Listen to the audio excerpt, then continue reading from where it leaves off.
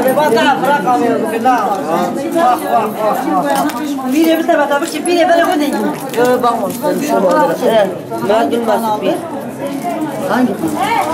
Kanalda gel. Ajans.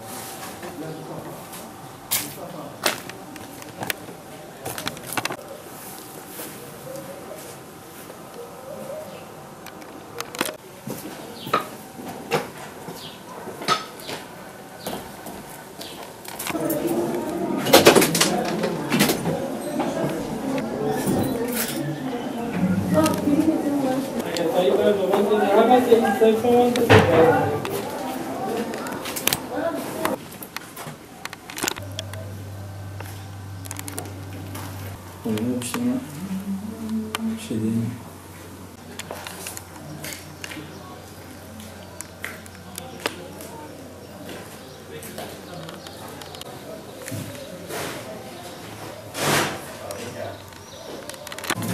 Gel.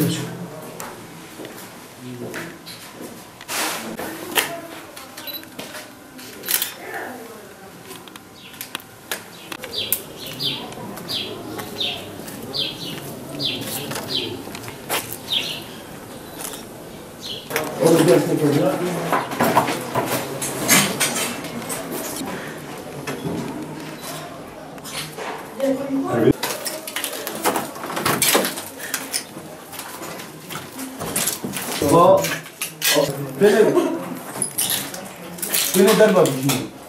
Ondan. Bir de medya.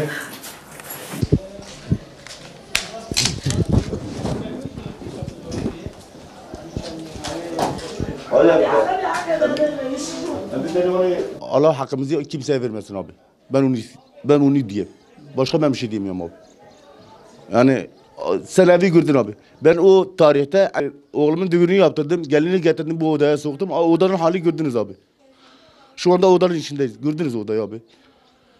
Başka ne diyeyim abi? Evin hali görün abi. Kameraya çek abi. Yani polis arkadaşlar hiç kimse bu eve girmemiş abi. Ben o tarihte oğlumun düğününü yaptırdım.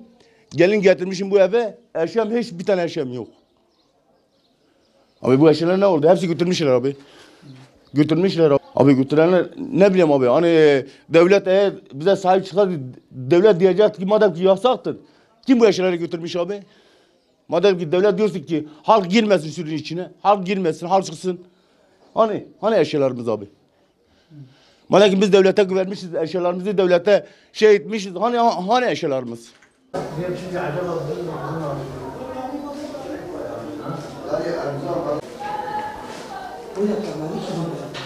Olayı kim yapmışsa bilmiyoruz. Yani o yatağı biz yine yapmamış.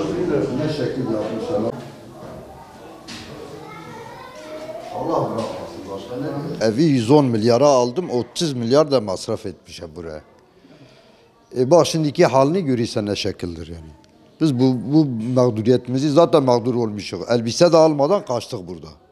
Hiçbir şey. Dolabı aç, hep küflenmiş, hepsi berbat olmuş. Yani bir sürü zararımız var artık. Biz zararımızı istiyoruz yani bu kesinlikle biz istiyoruz bunu. Artık mağdur olmuş ama yani bu şekil mağduriyetimizi gidermek için artık yetkili kişiler kimse yani bizi bir dinlesin yani bu nedir bu? Neyin neyisidir biz de anlamadık. Yanlıştır. Yanlıştır. Yani kim olursa olsun bu kabul edilmez bir şekildir. Şimdi burası büyük şehirdir. Yani bu ufak bir kasaba değil, bir köy değil, bir dağ değil yani. Bu kadar insan 150 yani nereye baksa bu sürü içinde 180 bin nüfusi var. Kayıt dışı. Şimdi bu insanlar hepsi mağdur olmuş. Yani burası şey yeri midir? Burada çatışma yeri midir? Burası şey yeri midir? Bu kadar insan mağdur oldu, evinden, parkından, şeyinden kaçtılar, gittiler. Böyle Allah da kabul etmez, kul da kabul etmez yani. Hala bak. Yani bu Filistin'de de olmaz, İsrail'de de olmaz. O hiçbir yerde olmaz. Yani kimse bunu kabul edecek bir tarafı yok bunun. Biz her şeyimizi istiyoruz. Ne kadar zarar etmiş, bütün eşyalarımızı istiyoruz.